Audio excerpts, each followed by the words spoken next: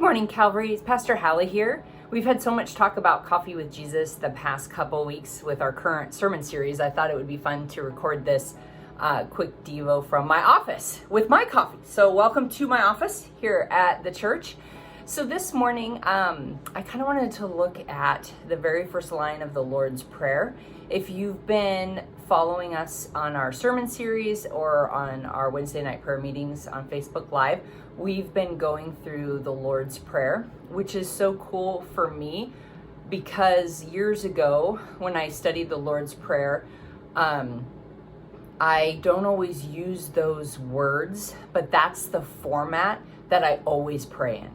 I always pray in that format because that's what Jesus has given us as a format of prayer. For those of you who aren't familiar with the Lord's Prayer, I'd encourage you to look it up. It's found in Matthew 6:9. I have my little cheat sheet over there just to make sure that I say the right verse numbers. So it's found in Matthew 6:9. You can look it up and read it. I'm sure a lot of you have heard it.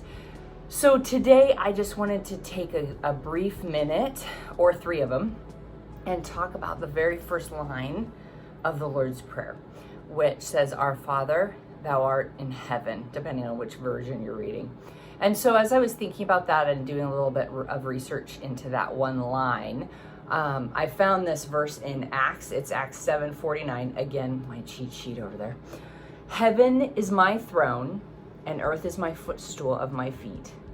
What kind of house will you build for me, says the Lord? Or what place is there for my people?" So when we start out that prayer, "Our Father, thou art in heaven," or "who art in heaven," it's an acknowledgement of God's position in our lives.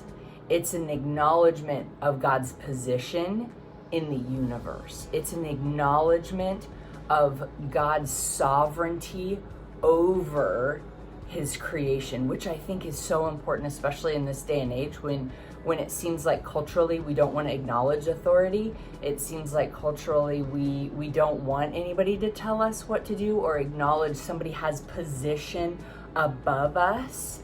It's an acknowledgement of God's position above the very earth. He is sovereign, church. He is holy and he is righteous. And when we say, "Our Father who art in heaven," we are acknowledging his authority in our lives personally. We're acknowledging who he is and where he is with Jesus. And it's so important to remind us of this big, sovereign, powerful God that we serve.